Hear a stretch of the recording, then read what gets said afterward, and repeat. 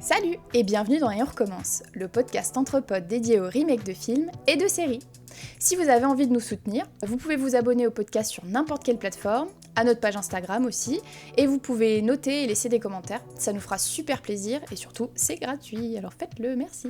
Dans cet épisode, je suis en compagnie de Hugo, Hello, Élise, salut, et Bastien. Salut. Aujourd'hui, on va s'intéresser au Freaky Friday de 1976, ou comme le veut son titre français, à Un vendredi dingue dingue dingue, et à son remake de 2003, Freaky Friday. C'est parti!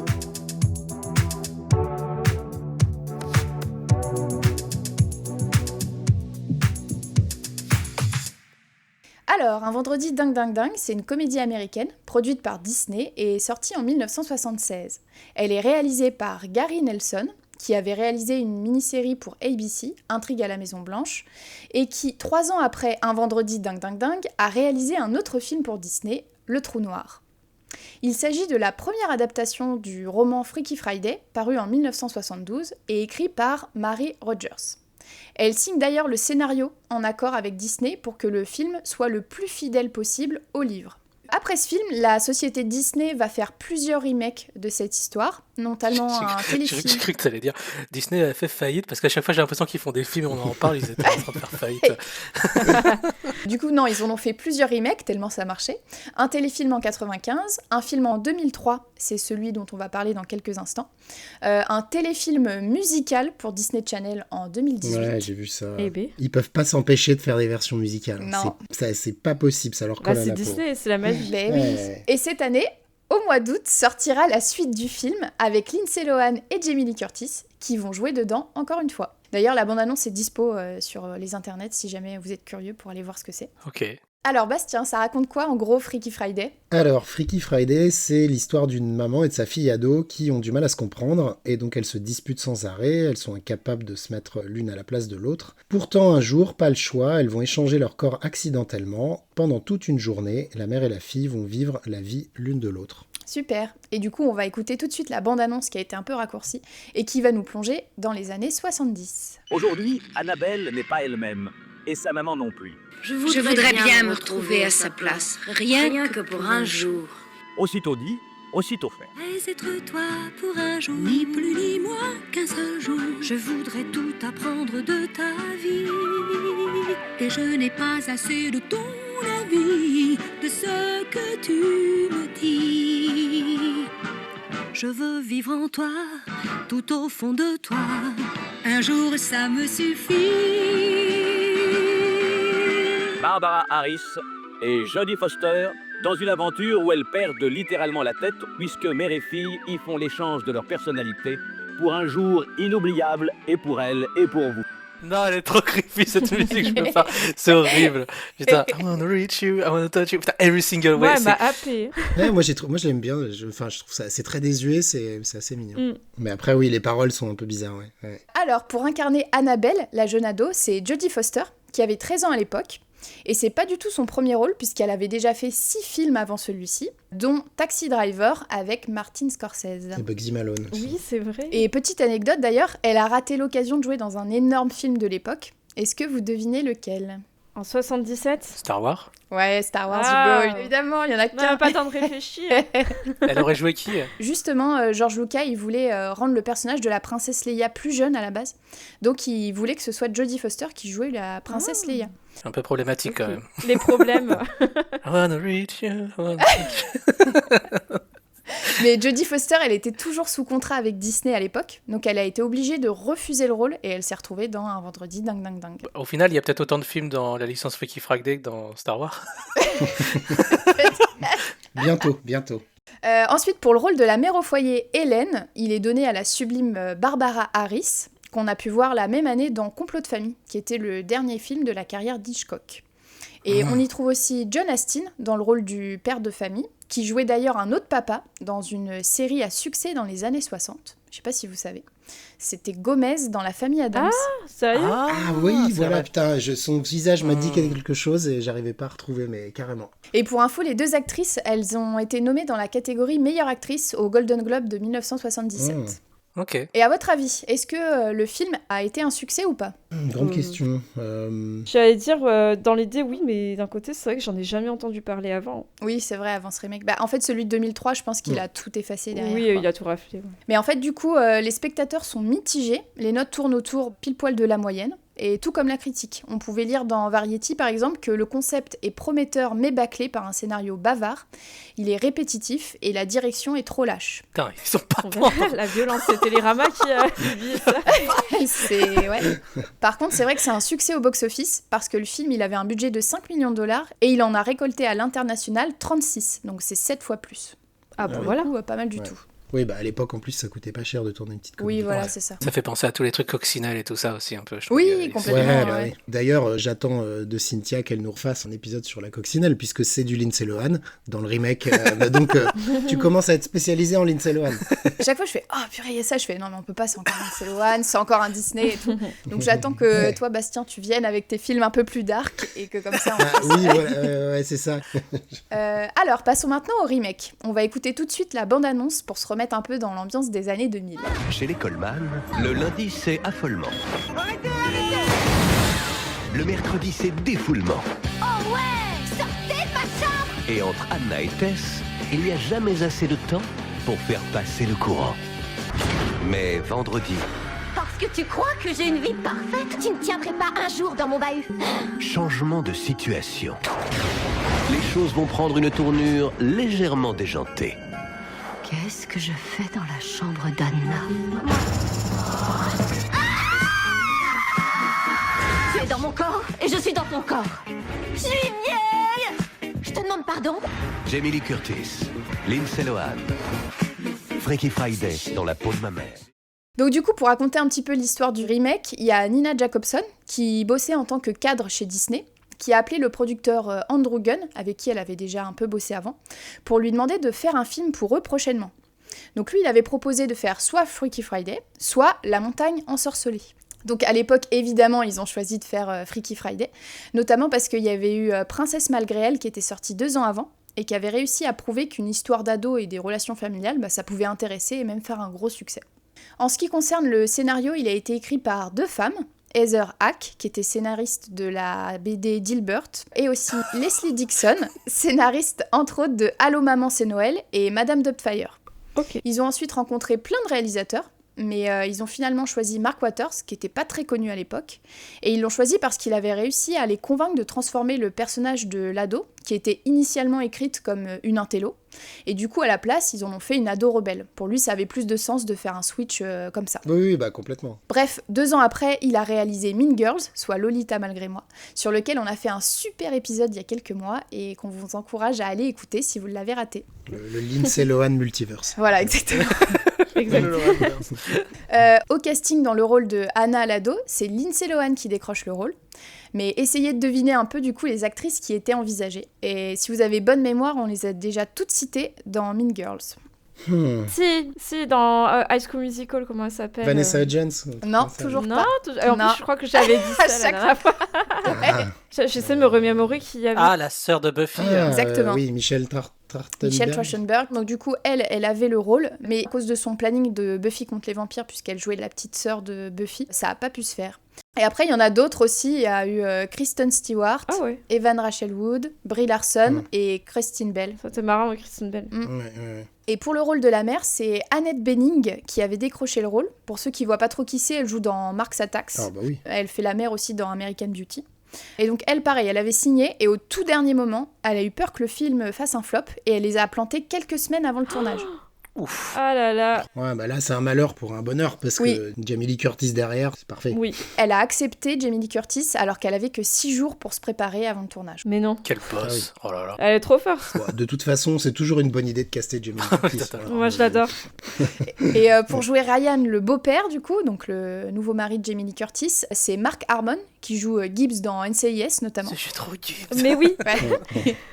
Mais pareil, à la base, c'était quelqu'un d'autre qui devait avoir le rôle. Alors, est-ce que vous pouvez deviner qui c'est ? ah là là. Richard Gere. Non, Il jouait dans des séries de Ouais. l'époque. une grosse série des années 80, on va dire. Il avait le rôle principal d'une série. Tony Danza, allez. Ah non, Est-ce qu'il jouait dans Friends?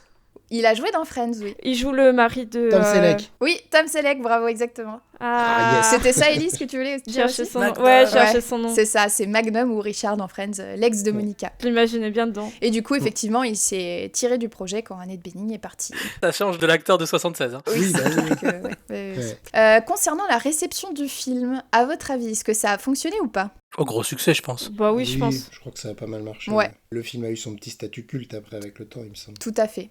Le film, il avait un budget de 26 millions de dollars. Et il en a rapporté presque 161 millions dans le monde. Eh ben. Donc l'original, on était sur un x7, là c'est un peu plus de x6, donc très gros succès. Et côté critique, on pouvait lire par exemple dans le New York Times que c'était une farce familiale à l'esprit vif, servie par des performances de la part de Lindsay Lohan et de Jamie Lee Curtis, qui réalisent là l'un de ses meilleurs films à ce jour. Eh ben, Bon, ça va. Et d'ailleurs, il y a carrément même Mary Rogers, donc si vous avez suivi, celle qui avait écrit le livre et qui avait écrit le scénario du film de 1976, qui a avoué qu'elle trouvait que la version de 2003, c'était la meilleure réalisée à ce jour. Donc carrément même meilleure que sa version à elle, quoi. Ah ouais? Trop bien.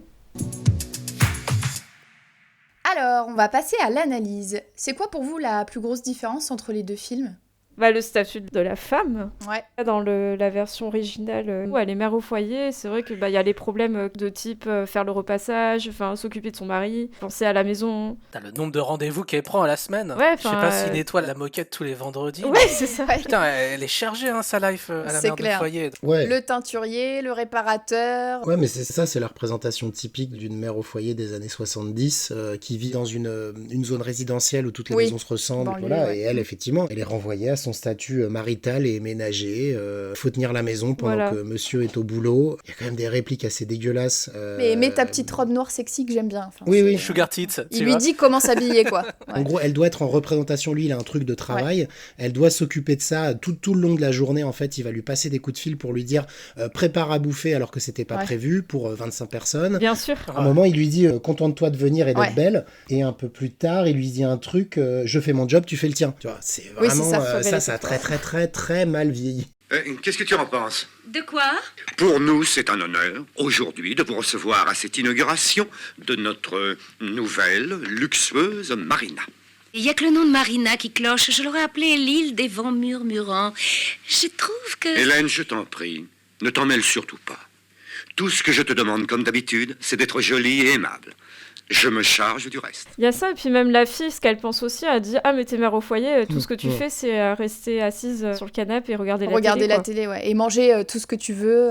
Oui, pour elle, elle se rend pas du tout. Voilà, c'est ça, en mode t'as rien à faire. Et justement, ça arrive à un moment où, à l'époque, les gens, ils commençaient tout juste à s'intéresser à la quantité de travail. La charge mentale. Charge mentale, Ouais, voilà, c'est ça. Et on commence un Ouais. tout petit peu à parler de l'égalité dans le couple. Donc là, bon, on l'a dit, c'est vraiment l'archétype de la femme au foyer. Mais grâce au changement de corps, Voilà, Jodie Foster, du coup, son personnage, il se rend compte un petit peu de la quantité de travail que sa mère, elle doit faire. Pour... Ouais, de la responsabilité qu'elle se tape derrière, et pas forcément, tu as juste à faire un peu le ménage dans la maison. Enfin, tout est acquis, quoi. Ouais, et ce qui est marrant aussi, je trouve, c'est quand la fille est dans le corps de la mère, Mhm.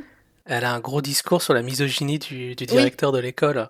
Mais Ouais, du coup, ouais, c'est... Ah Regarde ton père, par contre. Bah, elle le dit aussi à un moment, en fait. Enfin, elle le pense, elle le dit pas. Repasse ça, nettoie ça, pense à ci, pense à ça. Comme père, t'es extra, mais comme mari, t'es pire qu'un adjudant. C'est cool parce que tu vois un peu ce personnage de petite fille dans ces années-là qui sont un peu en train de se rendre compte que plus tard elles vont pouvoir travailler, que les femmes sont en train de se libérer et qui pourtant laissent un peu leur mère dans ces rôles-là en étant hyper ingrates. Mais limite, il aurait fallu qu'elle change de rôle avec le mari en fait, quoi. Bah oui, c'est Ouais. ça. Enfin, moi, après, ce que je trouve dommage, c'est vraiment qu'il y a une tentative de remettre en cause un peu le statut patriarcal de la famille, et en même temps, on n'y va pas du tout. Vraiment, Oui, le c'est ça. film ne se contente que de quelques répliques, quelques trucs comme vous venez de citer, mais vraiment, le père sera pas du tout remis en question. Mais c'est con qu'il n'y ait pas une reconnaissance du personnage par rapport à ce qu'elle accomplit, Oui. tu vois, dans le film. Bah ouais, ça reste en surface. Ils auraient pu pousser un tout petit peu la conclusion du film vers une Oui. remise en question du personnage du père, qui regarde sans doute sa femme un peu différemment, qu'il accepte des trucs, même si ça serait resté naïf. On est dans une prod Disney, encore une fois, et ça aurait été plutôt une avalanche de bons sentiments, mais au moins, il y aurait eu quelque chose. Là, je trouve dommage, en fait, de lancer toutes les pistes, mais de pas y aller. Et du coup, à l'inverse, dans le remake, on a une maman qui n'est plus mère au foyer et qui a un travail. Donc effectivement, la scénariste Heather Hack disait qu'elle voulait moderniser l'image de la femme, l'image de la famille aussi, parce que c'est vrai que dans le premier, on était plutôt dans une famille blanche américaine, typique des années 70, avec le papa qui travaille, la maman qui se sacrifie, et 2 enfants, tant qu'à faire, une petite fille, un petit garçon. Donc là, dans le remake, qu'est-ce que vous pouvez dire sur le rôle de la femme et de la famille en général ?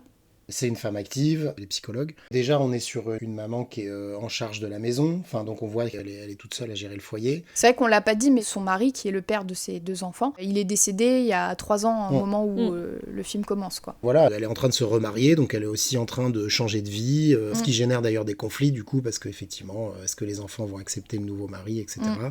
Non, voilà, en tout cas, son personnage est déjà plus facile à appréhender au début. Un peu plus crédible, ouais. Forcément, c'est plus près de nos époques à nous. C'est parce que ça nous parle plus aussi. Ouais. Oui, après, c'est pas pour ça qu'elle a une vie plus facile, en fait. Non, bien sûr. Parce qu'effectivement, comme tu dis, elle a son boulot de psy.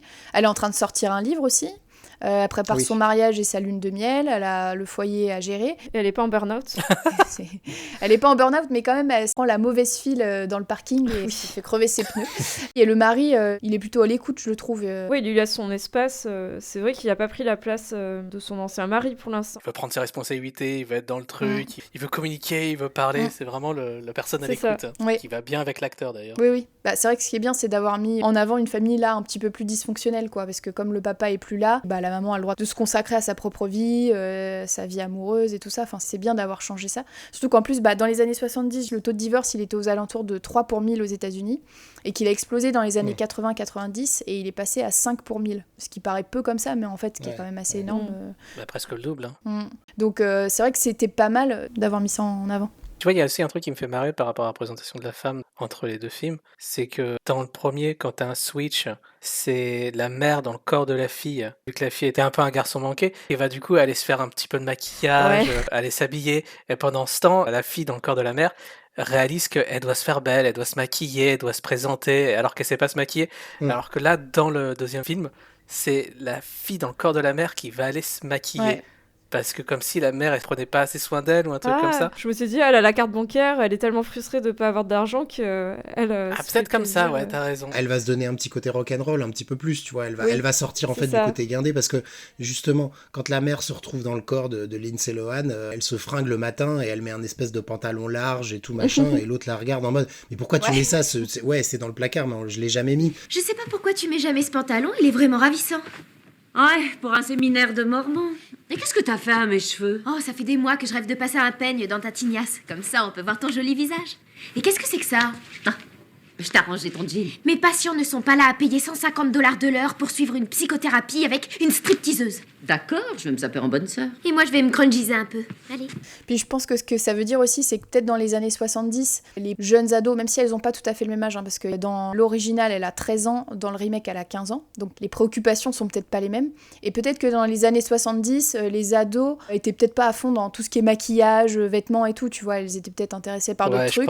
Alors que là, dans le film de 2003, de base, Anna, elle est déjà maquillée quand elle va au lycée, etc. Elle apprend pas le maquillage. Quand elle se réveille le matin, là. Oui, voilà, par exemple. Ou quand elle va au lycée et tout, elle est maquillée. Enfin, tu sens que de base, le maquillage fait partie de sa tenue, quoi. Et peut-être que dans le film qui va arriver, il y aura peut-être des trucs comme ça, genre avec des skincare ou des trucs qu'à l'époque, il n'y avait pas en 2003, comme les réseaux et tout ça. Enfin, les masques coréens et tout, tu vois. Ouais, voilà, c'est ça. Je trouve qu'il y a quand même un ton qui est assez différent. Dans les années 76, ça suit le scandale de Watergate. Tu peux rappeler le Watergate? Regardez les hommes du président, voyons. C'est Nixon qui a fait faire des écoutes illégales chez ses adversaires politiques et il s'est fait choper et il a dû démissionner. Du coup, ça a vachement ébranlé la confiance du public envers le gouvernement. Et donc, il y a eu perte de repères, même dans les représentations culturelles. Et c'est pourquoi, à l'époque, il y a beaucoup plus de comédies qui privilégient l'absurde. Et donc, on a pas mal de films qui font du slapstick. Donc, est-ce que vous retrouvez ça un peu dans le film de 76 ou pas? Grave, il y a 30 minutes de course-poursuite en voiture à la coccinelle, avec des voitures qui se fendent en deux, qui font des cascades, pendant qu'elle est en train de faire du ski nautique, elle est en train de sauter, elle est en train de passer par-dessus les cerceaux en feu. Ouais, voilà. Et juste pour recontextualiser 2 minutes, Annabelle, elle fait souvent du ski nautique. Et là, pour la soirée d'ouverture de la marina qui est gérée par son père, c'est sa mère en fait qui est dans son corps du coup, elle fait un spectacle qui est un peu fou en ski nautique quoi. Non mais oui, il y a un moment, elle atterrit sur la plage et je me dis mais le bateau il a fait comment pour faire le détour ? Mais ça n'a aucun sens. Ils Non, auraient ça dû n'a pas de s'éclater sens. 15 fois dans la scène. Le nombre d'écrans incrustés où elle fait des demi-tours sur jet ski et tout ça. Ouais, en plus avec des effets spéciaux limite. Ouais, il y a justement cette scène où elle est toute seule à la maison et elle commence par recevoir les nettoyeurs de tapis. Oui. Puis il y a le livreur de je sais plus quoi. Puis il y a la voisine Oui. qui vient récupérer son sèche-cheveux. Enfin, tout s'enchaîne. C'est assez drôle quand même. Ouais. Cette scène, ça devient une cacophonie pas possible où elle peut plus rien gérer et tout Elle est arrive en complètement même temps. paniquée. Et tu sais pas pourquoi elle peut pas poser le chien par terre, à chaque fois elle le file à des Oui, gens. elle Tiens, refile tiens, le le chien. chien. Pareil, je me souviens, t'as la dame en plein milieu d'un carrefour, là, elle est à vélo et puis s'arrête et elle tourne, mais comme un cartoon au final. Oui, c'est vrai que ça fait vraiment comme un cartoon. C'est vraiment un cartoon dans un Je film. trouve que le film des années 70 a quand même ce côté très léger, comme vous disiez, très cartoonesque, avec des cascades diverses de la mère et de la fille, surtout de la mère Oui. d'ailleurs. Putain, la pauvre. Ouais, mais c'est hyper amusant parce que d'ailleurs tu sens que l'actrice se marre et Quand elle fait donne du tout. skate et tout. Elle donne tout en passant en mode adolescent et c'est quand même assez drôle. Et ouais, je trouve qu'à ce niveau-là, ça marche plutôt pas mal quoi. Mais c'est marrant parce que je trouve que les films Disney, ils sont super grave marqués par leur époque. Parce que le film de 67, ça ressemble beaucoup à un film Disney des années 76, un peu comédie familiale, très enfant. Et par contre, en 2003, t'as la version Disney, mais c'est un pur film Disney des années 2003, parce que ça va me faire penser à Jungle to Jungle qu'on avait déjà vu dans d'autres épisodes. C'est exactement le type d'ambiance, quoi. Bah justement là, parce que dans le remake, c'est sorti 2 ans après les attentats du 11 septembre. Toujours après un drame, quoi. La culture américaine, à ce moment-là, elle est traversée par un besoin de retour aux fondamentaux, donc tout ce qui est sécurité, famille, les valeurs affectives, etc.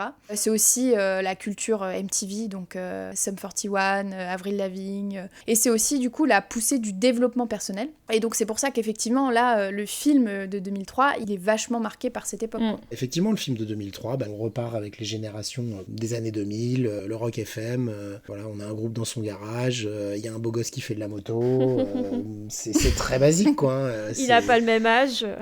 Ouais, il est un peu plus vieux. Il a pas le même âge, mais bon, c'est pas forcément très grave. Chad Michael Murray, le beau Je gosse. trouve tellement chum. Mais t'es jaloux, Oh là là, c'est bon, sort. T'es jaloux. Il y a un truc avec ce gars, je trouve, il a une coiffure pourrie, enfin, je trouve risible. Mais moi, j'avoue qu'à l'époque, quand je regardais Freaky Friday 2003, et moi j'ai 3 ans d'écart avec Lindsay Lohan, donc j'étais à fond dedans, je le trouvais très beau, quoi. Et je trouve que ça fonctionne très bien, contrairement du coup à l'original, où le crush, c'est un petit nerd qui parle du nez, qui est chelou. Ouais, voilà. Il a pas trop de charisme. Qui est un peu ringard, qui est allergique à tout et tout ça, quoi. Donc là, c'est pas mal d'en avoir fait un mec un peu plus vieux, le pion, qui est un peu beau gosse, mais en même temps qui est un faux bad boy. Parce qu'il a un cœur en or, voyons. Ouais. Non, mais après, il va bien dans le rôle, hein, j'ai pas de... Bah voilà, c'est pour ça. Et à la fin, Lindsay Lohan, du coup, elle l'embrasse, et c'était son tout premier bisou à l'écran. Donc elle était hyper nerveuse, et il y a eu plus de 15 prises. Et c'est Jamie Lee Curtis qui l'a mis à l'aise, et qui lui a dit « Mais non, mais t'inquiète, c'est facile, tu vas voir. » Et elle a embrassé Chad Michael Murray pour montrer « Tu vois, c'est facile. » Donc ça, à l'époque, ça passait, aujourd'hui, je suis pas sûre. Mais en tout cas, apparemment, Chad Michael Murray était très content, parce que son propre père était super fan de Jamie Lee Curtis, et il était grave jaloux qu'il l'ait embrassé. Voilà. Et d'ailleurs, petite référence à Boris, où t'as l'acteur même de Boris dans le film de 76, qui est le crush de Jodie Foster. En plus, pour la petite anecdote, ce Boris des années 70, c'est l'acteur qui jouera Jimmy Olsen dans les Superman avec Christopher Reeves. Ah, d'accord. Non, mais c'est marrant, du coup, ils ont ramené l'acteur dans la version de 2003 en mode petit caméo dans le cabinet de... Qui joue un livreur, ouais. Ouais, c'est cool, je trouve. Et c'est marrant parce qu'il est bizarre, ce personnage, dans la version 76, je trouve. Il fait un peu garçon groomé par la mère. Je me suis quand même posé la question si dans le film des années 70, est-ce que le scénar avait pas sciemment séparé le père et la mère dans la journée pour éviter tout les quiproquos sexuels ou amoureux. Ah oui, c'est vrai, c'est pas faux. Parce que ça aurait été gênant et plus difficile sans doute à figurer dans les années 70. Bah après, il y en a quand même un peu. Oui, mais c'est très léger. J'ai eu peur quand il l'a regardé danser, en fait. Aïe, aïe, aïe. Non, mais il y a un moment où il l'appelle, elle lui dit papa, en fait, elle lui dit daddy. Tu n'as jamais fait de ski nautique? Je plaisantais, papa. Papa? Mais tu ne m'as jamais appelé papa? Non, et je ne recommencerai pas, Bill chéri. C'est un peu... C'est inceste. Ça donne un peu envie de gerber quand même, cette scène. Alors que là, dans le 2003, au final, c'est le futur beau-père, donc ça passe Oui, c'est un peu mieux. moins gênant. Il n'y a pas d'intention bizarre. Non, puis après, au moins, ils ont le mérite de jouer sur ces quiproquos-là, quoi, de ces situations gênantes. Tu sens qu'il y a un petit crush, que le petit ami, il s'amourache un peu de la mère, voilà, en version ado, mais ça reste aussi en surface dans les années 70, alors que dans le film des années 2000, il joue complètement dessus, ça devient n'importe quoi, ça devient gênant drôle, parce que franchement, l'autre, c'est il drôle. est complètement illuminé par la mère. Ah, mais le stéréotype du beau gosse motard, quoi, c'est génial, je trouve. Où il vient chanter devant sa fenêtre. Ah non, mais elle est géniale, cette Baby scène. One More Time. Il chante tellement mal en plus. My loneliness is killing me, and I must confess, I still believe. Mais moi, ce qui me fait marrer, c'est comment il switch entre être super amoureux de Jamie Lee Curtis qu'Anna à l'intérieur, et quand la mère, dans le corps de Anna, l'embrasse, il est dégoûté, il fait « Oh !» Il détourne le regard en mode « Non, mais c'est pas toi !» Le mec est totalement teubé. Et surtout qu'en plus, il suffit de la voir après en train de jouer de la guitare pour être « Oh, elle est géniale !» Oui. D'ailleurs, on en parle de ce concert. Yes, en gros, c'est Anna qui doit faire une audition avec son groupe, sauf que c'est sa mère dans son corps qui doit performer pour elle. La qualité du concert, quoi. C'est le bar à côté, mais qui a une sono de grande salle. Oui. Mais ça fait très faux bar, quoi, un peu comme le bronze dans Buffy et tout ça. Oui, tellement. Après, la scène, je trouve qu'elle fonctionne très bien. Ah non, elle marche bien, mais ça me fait marrer à chaque fois. Ça. D'ailleurs, Quentin Tarantino avait adoré la scène. Et il l'a dit au réalisateur, et le réalisateur était trop content, en mode genre, oh putain, Quentin Tarantino est fan de moi. Enfin, j'ai du mal à croire qu'on remporte un concours de musique de rock quand on a joué un tiers du morceau, tu vois, juste pour un solo. Moi, j'aime bien cette scène, en vrai, non, mais c'est un argument de comédie qui marche et tout, il n'y a pas de problème avec ça. Elle joue que des solos, ok. Oui, elle fait que des solos, D'ailleurs, Jamie Lee Curtis qui a pris le solo en guitare juste pour la scène finale. Hein. Ah oui, mais ça m'étonne pas. Quel boss, oh là là. Et pour rester sur cette scène, je trouve que on est tellement en stress pour le personnage de la mère qui est dans le corps d'Anna et qui doit performer devant tout le monde parce qu'on se dit mais elle sait pas du tout jouer de la guitare, comment elle va faire quoi. Et je trouve qu'on est beaucoup plus en stress que dans l'original quand c'est la mère qui doit faire du ski nautique. Ouais, t'as des plus gros enjeux quoi par rapport à ça. Oui. Surtout que le ski nautique, tu te dis worst case scénario, le père il se fait virer, tant mieux pour sa gueule quoi. Donc oui, c'est ça. Ouais. Et c'est mieux mis en scène parce que dans le film de 76, le nombre de fois où t'es en mode discours intérieur avec voix off et tout ça, c'est un peu relou au bout d'un moment, quoi. Oui, c'est vrai que c'est relou. Moi, je sais pas pour vous, moi ça m'a vraiment perturbé cette voix off parce qu'au début, je pensais qu'en fait, elles pouvaient communiquer entre elles. Ah oui. À cause de la voix. Oui. Mais d'ailleurs, justement, c'est vrai que dans l'original, elles communiquent jamais entre elles de la journée. Alors qu'au moins, c'est vrai que dans le remake, elles se voient tout le temps en fait. Tu sens qu'elles vont devoir vivre le truc à deux et c'est ça qui fait que ça les rapproche finalement puisqu'elles sont solidaires de leur situation et elles s'entraident. Et surtout que t'as une moralité de faire un acte de rédemption entre eux quoi. Alors que dans le premier, c'est vraiment vis ma vie à ma place et vois comment je galère. Ouais, tout à fait. Ouais. Oui, voilà, c'est juste pour faire des situations rigolotes quoi. Voilà. Alors qu'au moins dans le remake, c'est un peu plus psychologique. Elles doivent essayer de se comprendre et d'ailleurs dès le début du film on voit que le dialogue il est rompu parce qu'il y a carrément un moment où Anna elle sait même pas le titre du livre que sa mère vient d'écrire et Anna elle a coupé le lien depuis la mort de son père en fait parce qu'on sent qu'elle a pas envie d'être jugée ou analysée par sa mère comme une patiente. Si on parlait des véritables raisons de ta colère, c'est de ton père dont il s'agit. S'il te plaît, maman, arrête ton baratin de psy. Et au final, elles arrivent à re-switcher parce qu'elles ont renoué la communication. Donc c'est un petit peu plus profond que l'original, même si c'est sûr que c'est plein de bons sentiments, quoi. Surtout que c'est moins qu'être d'être dans le paraître ou dans la performance, quoi. Là, il y a vraiment... t'as un problème sous-jacent, psychologique, qui peut t'atteindre et tu dois péter la barrière pour aller vers autre chose. Ouais, mais c'est clair qu'à ce titre-là, le film de 2003 est clairement mieux écrit. Il se base pas uniquement sur son argument de comédie, il développe un truc. Alors, si tu décortiques le scénario, tu peux vraiment retrouver tous les actes dans n'importe quel manuel de scénario. Oui, bien sûr. Mais au moins, il a le mérite d'avoir une exposition très claire, de placer les enjeux, du coup, de mettre beaucoup plus d'interaction entre la mère et la fille pour essayer de régler le problème et d'avoir des personnages qui sont plus complémentaires. Donc à ce niveau-là, c'est clair que ça marche mieux plutôt que de purement les séparer et de dire tiens, vis ma vie de mère, vis ma vie de fille. Et puis à la fin, on réunira tout ça dans un bordel. Oui, un gros bordel. Eh bien, je pensais à un truc par rapport à l'original. C'est vrai qu'on parle pas beaucoup de comment est-ce qu'elles ont changé de corps parce qu'au final, elles disent la phrase un peu magique Je voudrais bien me retrouver à sa place, rien que pour un jour. Puis pouf, t'as le magnifique montage FX qui a du charme, je trouve. Mais oui, du coup, ça s'est pas du tout développé, alors que la version remake, là par contre, ça donne un peu plus de storyline. Après, c'est un peu problématique.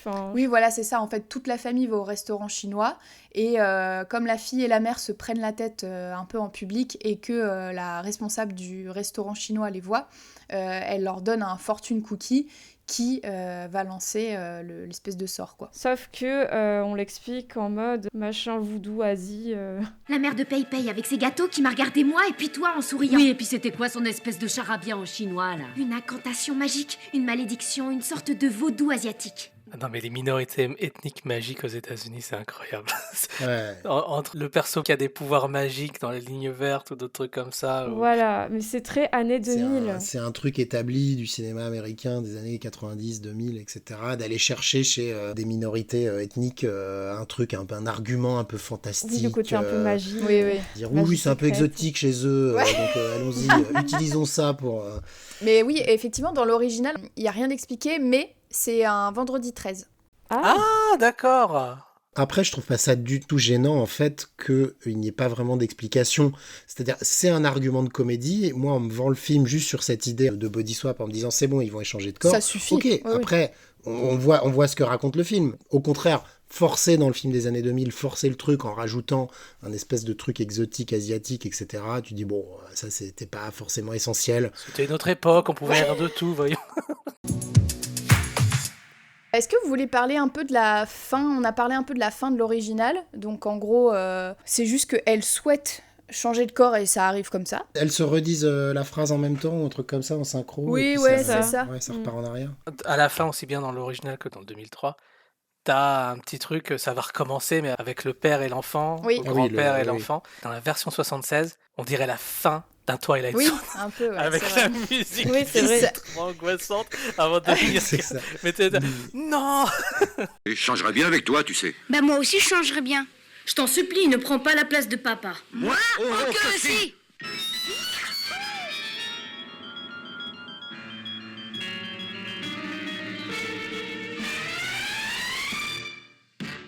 Dans le remake, c'est le grand-père et le fils qui arrêtent pas de se chercher des poux, mais bon, voilà, c'est pas non plus... Ils sont mignons. C'est un peu différent quand même. C'est évité parce que là, tu revois la grand-mère asiatique qui vient avec ses cookies, qui les refile au grand-père et au gosse, et la serveuse, du coup, sa fille, qui se pointe et qui saute sur le grand-père et le gosse pour éviter le truc. Et ça, justement, en fait, la fin devait pas être comme ça. C'est-à-dire que le réalisateur, il a montré à Disney la fin de base. Donc, en gros, c'était pas éviter la grand-mère donner les fortune cookies au grand-père et au gamin. Et en fait, les mecs de chez Disney, ils ont adoré le film et ils lui ont dit mais est-ce que tu veux plus d'argent et refaire autre chose. Très étonné, le réal a dit bah ouais carrément et il lui dit moi j'avais une autre idée de fin mais en fait faut tout retourner et donc du coup ils lui ont dit bah ok on vous donne $500 000 et allez-y quoi.